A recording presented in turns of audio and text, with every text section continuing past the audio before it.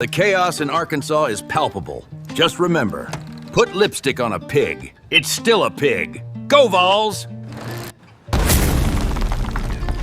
The Arkansas Razorbacks are officially a dumpster fire. Have been a couple of weeks. Lord have mercy. Head coach, gone.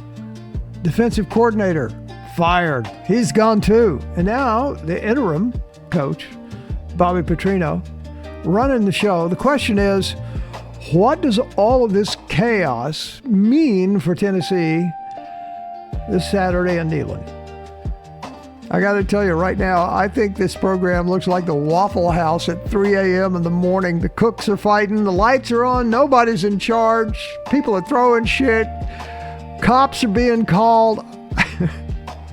It is a mess. Here's what happened. 2 weeks ago, Arkansas pulled the plug on Sam Pittman.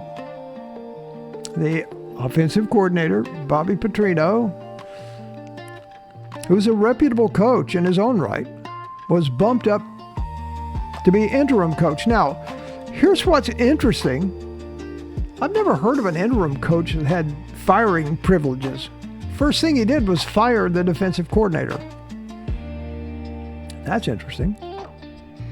So now we're looking at a program in free fall. 2 major staff changes mid-season and a team that doesn't know which way is up. They're not calling plays, they're calling the HR department. Say, can you get somebody down here? See if that guy in the mascot outfit can play. Lord have mercy. I do feel bad for him. Not that much, though. So, full disclosure here. This is not Bobby Petrino's first rodeo. He's run programs before. He knows how to scheme, and for a week or two, they could get a little bump, because some new energy in there. The kids want to fight hard and do well for the new guy, but then there's probably going to be some energy that liked Pittman. So we'll just have to see what happens. My opinion, Petrino's going to have more baggage in this thing than the Delta carousel at the Atlanta International Airport, right? And here's something as well that he's going to have to deal with. This Arkansas quarterback is good, but he's never seen anything like Neyland Stadium. 100,000 strong, 100,002, 100,005 standing in the concession stands, whatever. Checkerboards burning bright, fireworks, smoke, orange everywhere, fat people in checkerboard overalls. You can scheme all you want, but you can't hear the snap count. And you get banged around by a very good sack team. You're going to make some mistakes. This poor quarterback's going to be like a deer out on the highway, out on I-40. Cold, confused, and about to get run over by a Mack truck, right? So on paper, Tennessee is about 10 points better on a neutral field. All right? We're at Neyland. That ain't neutral. We're going to add 3.5 points to that. So where they opened up today was 13.5 favorite. That's pretty good. That's about what it should be in this situation. Then we throw in the revenge from last year, because as you will remember, we lost at Arkansas last year, and that's when Nico, I'm about to be leaving, got exposed, and we all just kind of sat there looking at each other. Remember, on the last play of the game, he had an opportunity to win that game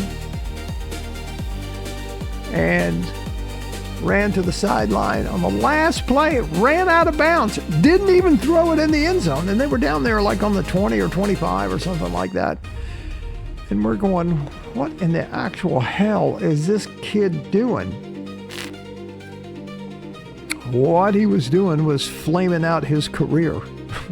That's what he was doing. So here it is. If you bet on Tennessee, which I don't recommend ever to bet on the team that you love and are passionate about, because You're betting with your heart, not your smarts. Tennessee 13.5 is a good bet.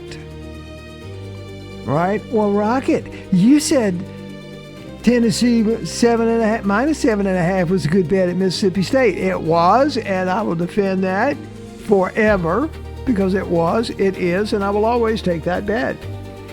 We dropped 2 touchdowns passes, and then the referees took another one away from us with that horrendous offensive interference call. So there's 21 points there that should have been put on the scoreboard on our side. Okay? So if you're betting -13.5 is a good bet. Now, I'm going to be breaking this down all week long because I don't want this video to be real long. I just wanted to be out early. I'll have another one on Tuesday that will get more extensive into why I think my final score is 48-27. That's what I think the final score is going to be. Maxwell, my football bot, doesn't think that. He thinks it's going to be 38-27.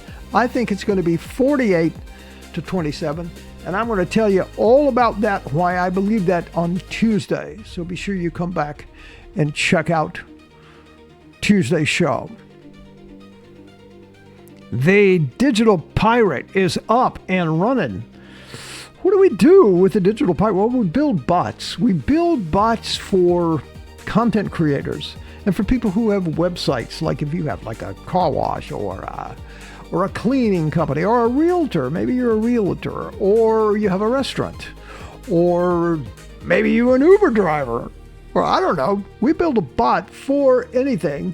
And over the course of this football season, you're going to see all our bots, and we're even going to develop bots as we go along. Obviously, you've seen Maxwell. Obviously, you've seen Bigfoot Pirate. It's one of my favorite. And of course, Oscar the Griller. And this week, we are debuting a Smokey bot. Yeah, I mean, when you think of Smokey, right? When you think of Smokey, you think of the floppy ears and the big old stinky Muppet costume that poor bastard is wearing. Gotta be just brutal hot in that thing. Well, your boy Rockett gave Smokey a facelift, a much-needed facelift, and I'm going to debut that on Tuesday. Thank you for being here. Go Big Orange.